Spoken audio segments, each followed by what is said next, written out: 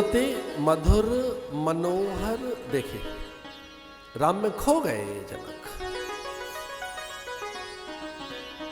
उन्हें लगा जीवन धन्य हो गया, जिसे पाना था वो मिल गया, अब जीवन में पूर्णता आ गई, जीवन रस सिद्ध हो गया। अच्छा, हम आपसे एक बात कहना चाह रहे थे कि राजा जनक ने सभी राजाओं को बुलाया था, अयोध्या में खबर क्यों नहीं गई?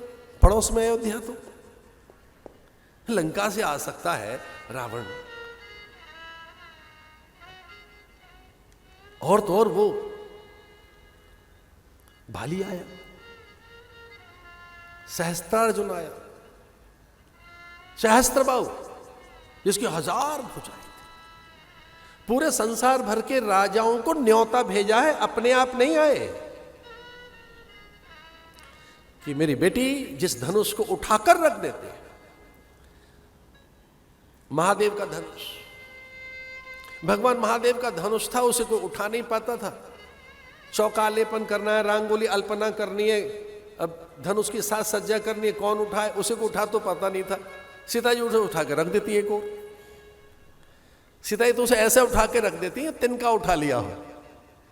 अब जनक तो जानते ही थे सामान्य सीता नहीं है, पराम्बा है, तो धीरे से अपनी बेटी से कहते, बेटी जरा धनुष उठा के इधर रख देना, रंगोली हो जाए, अल्पना हो जाए, चौकालेपन हो जाए, साज सज्जा हो जाए। सीता जी उसे रोज इधर उधर करती रहती थी, जो टस से मस नहीं हो सकता था धनुष। अब ये प्रतिज्ञा ले ली मिथिलापति ने कि जो इस धनुष को उठा लेगा, और केवल उठा नहीं लेगा, इस पे प्रत्यंचा चढ़ाकर इस पर बाण चढ़ा लेगा, प्रत्यंचा चढ़ा देगा जो इस पर, उसको ही मेरी पुत्री जयमाल डालेगी, उसी को पुत्री विवाह में वर के रूप वर्ण करेगी और उससे विवाह करेगी।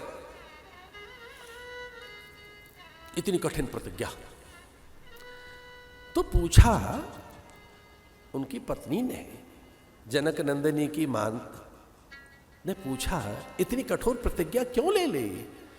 तो उन्होंने कहा, इस प्रतिज्ञा की पूर्ति परमात्मा ही कर सकता है, इस बहाने से भगवान तो आएंगे घर में, नारायणी तो उठा पाएगा ऐसे, और तो किसी के बस का नहीं है। ऐसी प्रतिज्ञा ले लेता हूं कि बरबस नारायण को यहां आना होगा, नारायणी उठा पाएंगे ऐसे।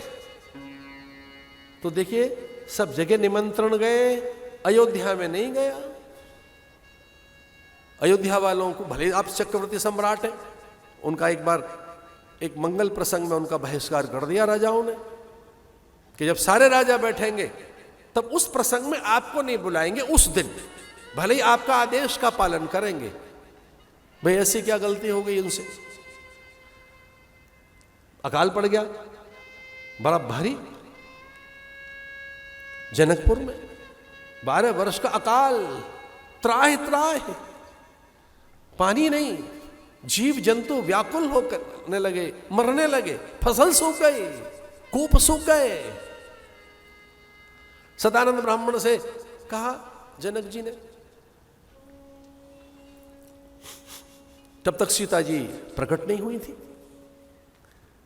सीता जी तब तक पैदा नहीं हुई थी।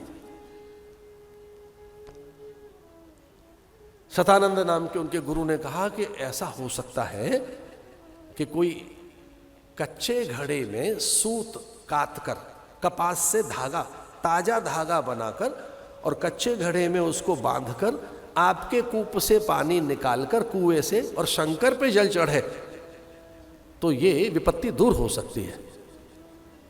उन्होंने कहा, महाराज क्या व्रत बता रहे हैं आप? कच्चा घड़ा? बोले आप ही बनाए उस कच्चे घड़े को, मिट्टी का कच्चा घड़ा आप बनाए और उस पे कच्चा सूत कपास, कॉटन में से थ्रेड निकाला जाए, यार निकाला जाए कॉटन में से, उसका रस्सी बनाकर पानी निकाले।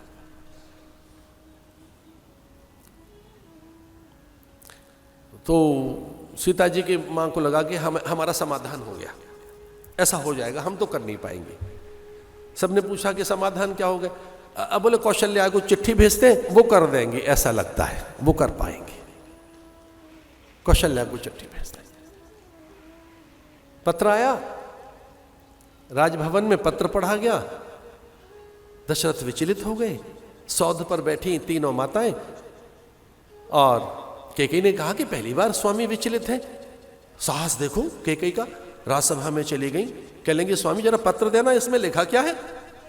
और पत्र में लिखा था कि कच्चा घड़ा है और उसमें हल्का सा धागे से बांध कर और कुएं में से पानी निकालना है और उससे महादेव को जल चढ़ाना है।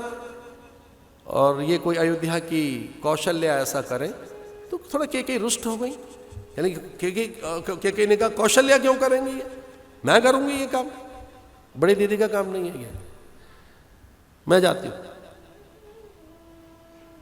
तो सुमित्रा ने कहा कि हमको कभी अवसर नहीं मिला कुछ करने का, हमें जाने दो।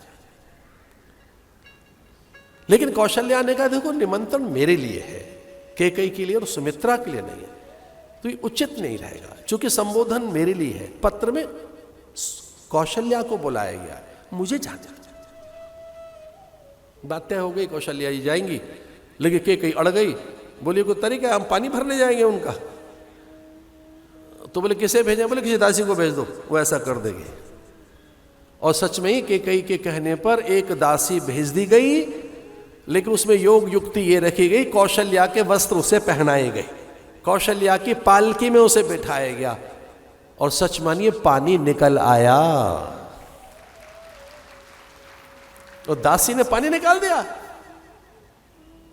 और राजा रानी कौशल्या को प्रणाम कर रहे हैं। लेकिन दासी सकुचा गई कि देखिए क्षमा कीजिए, मैं कौशल्या नहीं, मैं तो दासी हूं। अब दशरथ को बड़ा अचंभा हुआ कि हमारी देखो दासी ने ऐसा कर दिया। तो जब सब जगह चिट्ठियां भेजी जा रही थी, तो राजा जनक को लगा कि हम चिट्ठी तो भेज देंगे, पर पता नहीं राम को न भेज के किसी नौकर चाकर को भेज दें, धनुष तो उठाना है, गड़बड़ हो जाएगी, रहने दो, अपने आप आने। जहां सीता है वह राम आए।